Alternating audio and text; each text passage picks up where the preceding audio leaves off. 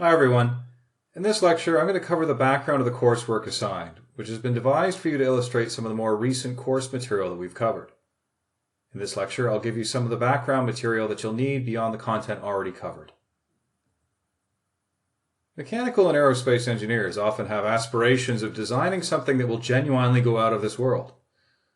There are big plans for heading to the moon and beyond in the near future, which I think is great, but space is not the final frontier yet. There's a lot of undiscovered country undersea, and there are a lot fewer things that are trying to kill you under the ocean, to a certain extent.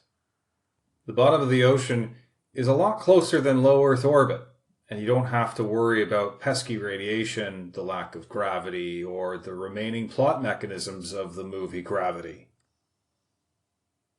I'm not saying that undersea exploration isn't risky. It certainly is.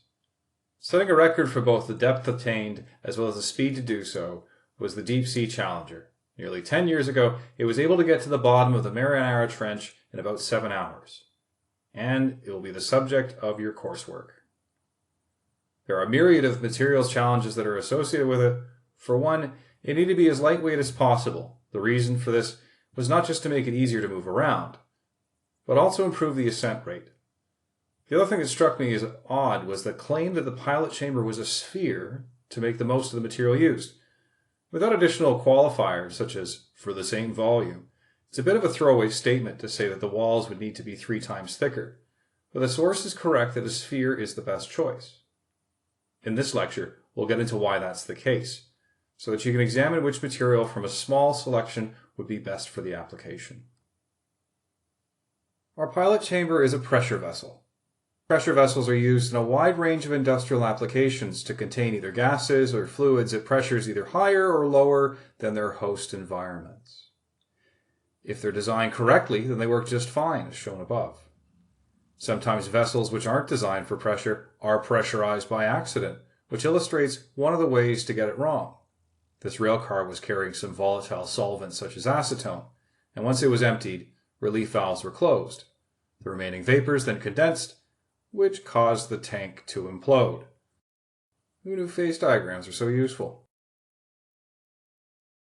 Fundamentally, a pressure vessel can be abstracted in this manner. What I'm showing here is an idealized cross-section of the white tank on the top. It contains a pressure P and has a radius of R and a wall thickness of T. The overall length does not matter too much other than to define the capacity of the vessel. It turns out that the design of pressure vessels becomes significantly easier if the ratio of R to T is greater than 10. This is because the stress that develops across the wall thickness for a thin designation, R to T being greater than 10, is uniform. If the radius to wall thickness is less than 10, then this assumption cannot be made. In fact, the stress will vary across the wall. If the pressure inside the vessel is greater than the outside, then the stress will be higher in the interior side than the exterior side.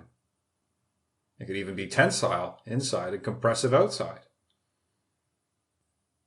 For now, we're going to focus on thin wall pressure vessels, but it's important to understand the distinction between the two. Now let's look at the stresses that develop in thin wall pressure vessels as a function of geometry. For a cylindrical pressure vessel like I've just depicted, one of the stresses that manifests is an axial stress. The stress that develops in the wall is the result of pressure acting on the end of the cylinder such that it will elongate if pressurized as depicted. The axial stress, sigma A, is the pressure times the radius divided by twice the thickness.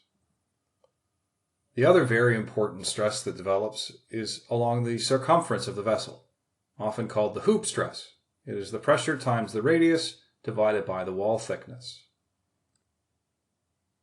For thin-walled pressure vessels, the axial stress and hoop stress are the only ones worth mentioning.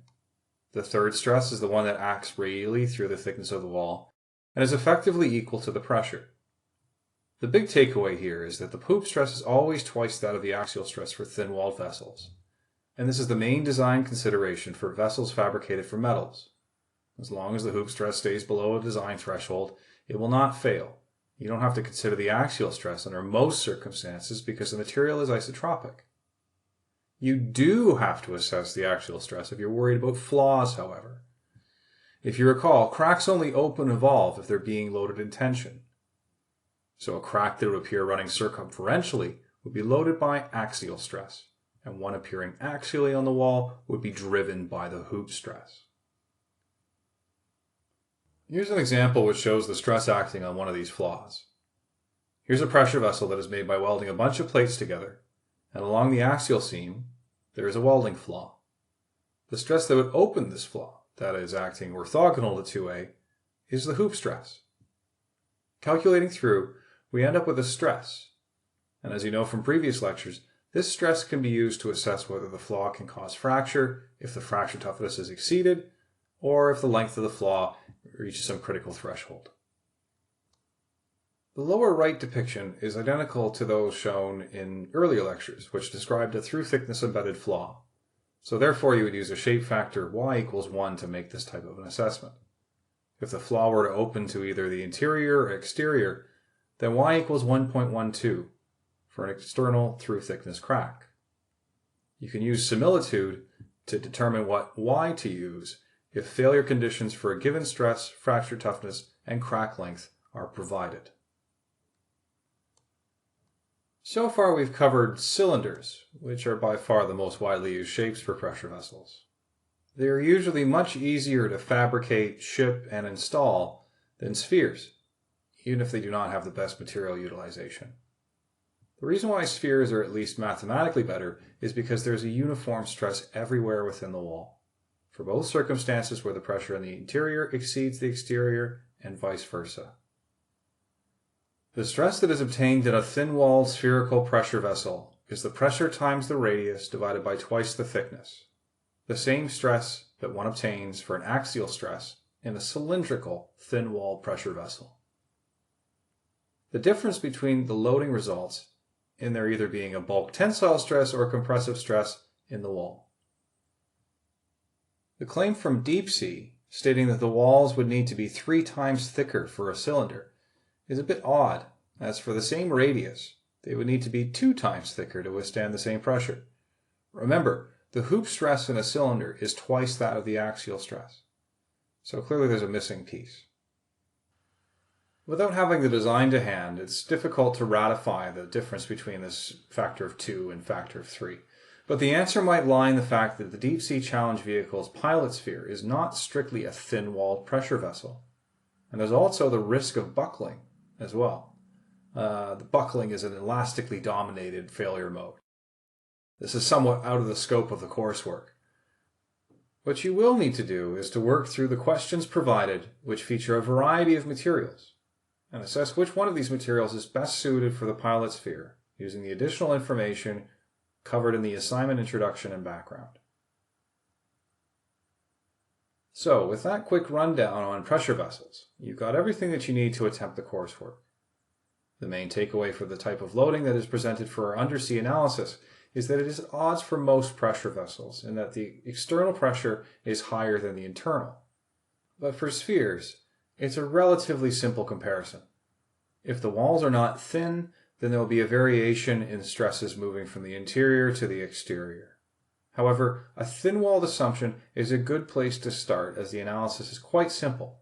But don't assume that this is the case when assessing flaws locally, especially the thicker the pressure vessel gets.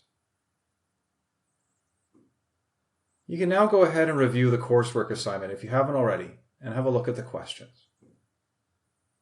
Until next time.